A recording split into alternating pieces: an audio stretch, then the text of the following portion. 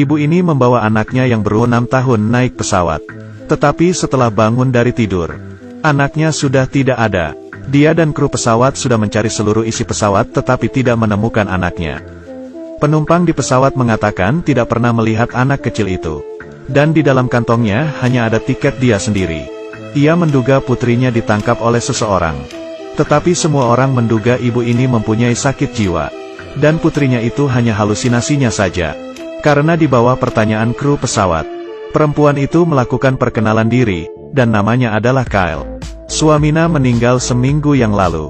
Kabur untuk menghilangkan rasa sedihnya. Dia berhenti dari pekerjaannya sebagai desainer pesawat. Ingin membawa putrinya kembali ke kampung halaman. Sejak suaminya meninggal, dia mengalami masalah mental. Sering berhalusinasi tentang suaminya. Untuk menghilangkan situasi ini, dia mulai mengkonsumsi obat anti kecemasan. Dan di malam sehari sebelum hari keberangkatan mereka, Kyle melihat bangunan di seberangnya. Ada orang yang sedang diam-diam memperhatikan kamar putrinya. Karena takut pun dia langsung menutup gorden. Keesokannya, dia dan putrinya sampai di bandara. Dan sebelum memasuki pesawat, tiba-tiba anaknya menghilang. Dia langsung panik dan mencari. Untungnya menemukan anaknya di sebelah rak makanan. Sang putri hanya karena perutnya lapar. Makanya datang ke sini. Tetapi Kyle sangat marah, seperti orang yang gila. Karena sekarang ini hanya tersisa dia dan putrinya saja. Setelah menemukan putrinya, mereka menunggu untuk masuk ke pesawat. Gate-nya dibagi menjadi 2 lantai. Dia dan putrinya duduk di lantai atas. Saat itu belum ada penumpang satupun yang masuk. Ibu dan anaknya melihat keluar jendela. Peti mayat suaminya juga dimasukkan ke dalam bagasi pesawat.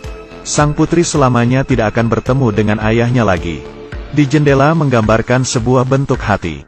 Penerbangan kali ini penumpangnya tidak banyak. Setelah pesawat terbang, agar tidurnya nyenyak, ibu dan anak masing-masing tidur di satu tempat. Tetapi di saat dia bangun, putrinya sudah tidak ada. Awalnya dia tidak menyadari, tetapi sudah memutari 1 putaran tetap tidak menemui putrinya. Di saat dia kembali ke tempat duduk, dia menemui boneka putrinya. Sekarang ini dia baru menyadari ada sesuatu yang tidak beres. Karena putrinya mau kemanapun, pasti akan selalu membawa boneka kesayangannya. Dia mulai menanyai pramugari dan penumpang di sekitarnya. Tetapi hasil yang didapatkan adalah, semuanya tidak pernah melihat anak perempuan berusia 6 tahun. Seorang pramugari membantunya untuk mencari anaknya melalui pengumuman di pesawat. Tetapi tidak ada yang terlalu peduli. Karena pesawat adalah ruang yang tertutup. Kalaupun anak menghilang, pasti akan bisa ditemukan. Kyle tetap tidak menemukan informasi apa-apa. Dia kembali menemui pramugari. Pramugari baru saja menghubungi orang yang di pintu masuk. Yang didapati adalah, tidak ada data penerbangan putrinya itu. Bahkan data nama di penumpang penerbangan itu juga tidak ada nama putrinya. Ini menandakan, putri yang dikatakan Kyle, dari awal tidak menduduki pesawat ini. Kyle demi membuktikan dia dan putrinya naik di pesawat yang sama, memasukkan tangannya ke dalam kantong. Tetapi, yang seharusnya ada 2 tiket, ternyata hanya ada sisa 1. Dia lari kembali ke tempat duduknya dan mencari kopernya. Hal yang tidak diduga pun muncul. Koper putrinya juga tidak ada.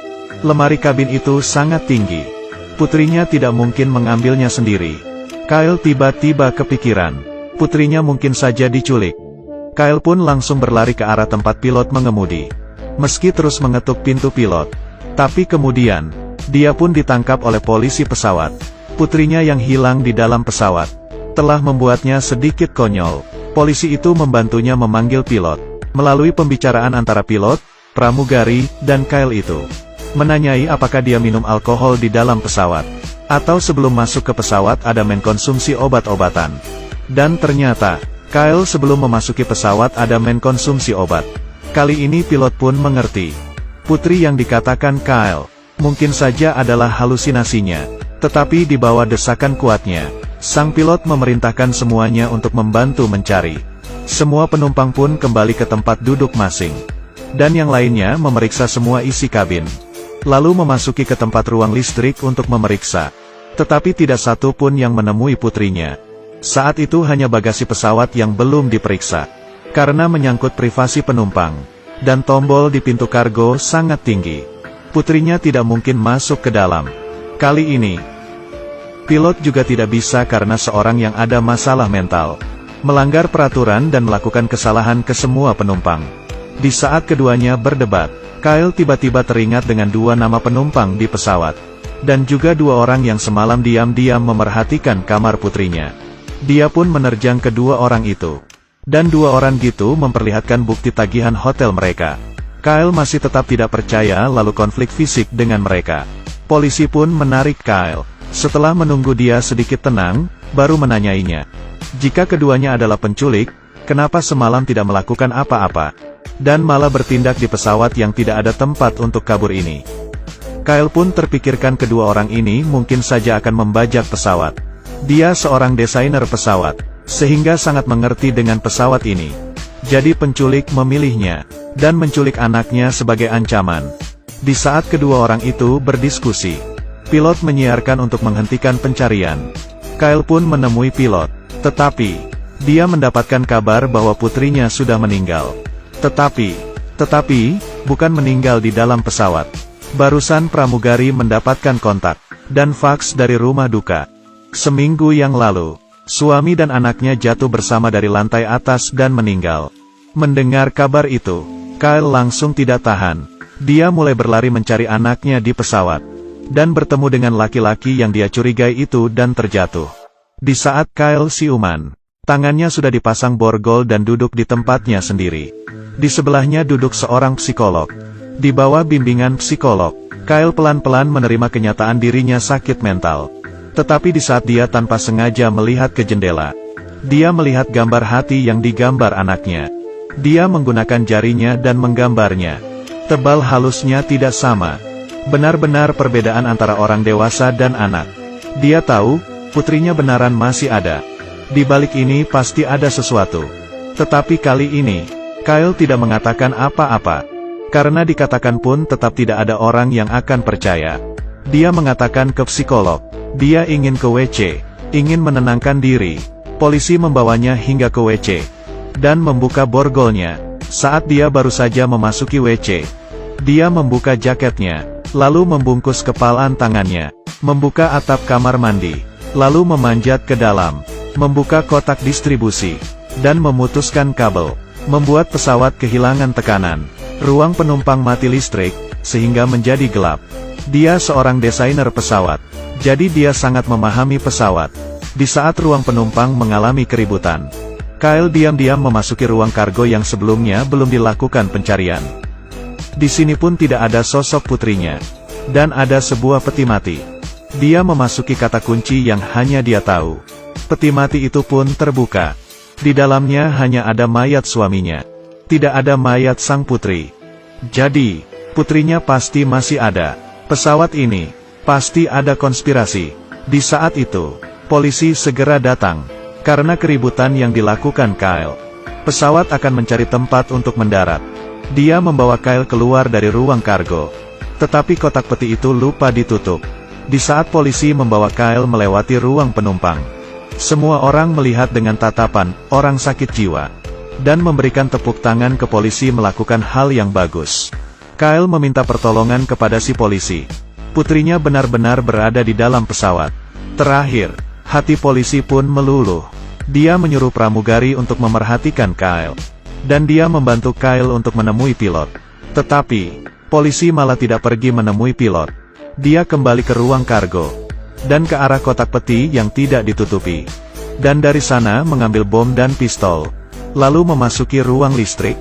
Iya, di sini. Dia memasang bom di sebelah anak itu. Dia memasang bom di sebelah anak itu. Selanjutnya, dia menemui pilot, mengatakan Kyle sebenarnya seorang pembajak. Karena kotak petik mati tidak perlu melewati pemeriksaan. Jadi dia membunuh suaminya. Bahkan di dalam peti mati itu ada bom. Dan dia memiliki rekan. Dan senjata satunya lagi berada di rekan itu. Polisi menyarankan pilot untuk memenuhi tebusan Kyle sebesar 50 juta. Meminta pihak pesawat untuk mentransfer uang ke akun bank tertentu. Karena dia tidak menerima negosiasi melalui siapapun kecuali polisi. Di perjalanan polisi kembali ke ruang penumpang, pramugari menghalanginya. Gadis kecil itu dibawa pergi melewati troli makanannya. Jadi pembajak sesungguhnya adalah mereka berdua. Orang dari rumah duka itu. Juga rekan mereka. Suami Kyle, mereka yang membunuhnya. Dia membutuhkan peti mati untuk membawa bom itu ke dalam pesawat. Sekarang semua perbuatan kejahatan itu sudah berada di Kyle. Setelah pesawat mendarat, Kyle akan ditangkap. Pesawat akan meledak. Gadis itu akan menjadi abu. Tidak ada barang bukti. Tetapi saat itu Kyle masih terperangkap dalam kegelapan. Setelah pesawat mendarat, selanjutnya adalah para kru pesawat. Selanjutnya adalah para kru pesawat. Kyle memanggil dan menahan pilot. Dia memastikan troli makanan dan sampah tidak dibawa turun dari pesawat. Karena dia masih ingin mencari anaknya. Tetapi pilot dengan kesal mengatakannya, uang sudah ditransfer ke akunnya. Tidak perlu akting lagi. Polisi itu pun bersiap-siap untuk turun duluan. Kyle pun akhirnya mengerti. Tetapi putrinya masih di tangan si polisi itu. Dia tidak bisa melawan, hanya bisa menuruti di bawah ancamannya. Di saat semua orang sudah turun, dia memanfaatkan situasi saat polisi itu tidak siaga. Dan memukulnya diam-diam. Dan mengeluarkan senjata dari badan polisi. Kabur ke ruang pilot. Polisi mengeluarkan pistol dan mengejarnya. Mengikuti pintu, dia sudah tahu konspirasinya. Melewati jalur, akhirnya Kyle menemui putrinya. Polisi juga sudah mengejarnya. Tetapi Kyle menggunakan keahliannya dalam pesawat. Dia membawa anaknya ke jalur lain. Lalu menekan tombol bom. Polisi itu pun mengenai ledakan. Dalam asap, muncul seorang yang menggendong anak. Dan berdiri di depan semua orang. Pilot pun meminta maaf kepadanya. Semua kritik, kecurigaan, diskriminasi, lenyap dalam asap. Penumpang lain semua melihat ibu yang hebat itu. Mereka semua orang mudah percaya dengan apa yang disebut otoritas. Tetapi ibu ini menjadi sebuah pulau. Di pesawat kebanyakan orang meremehkannya. Pada akhirnya, mereka malah memuji-mujinya.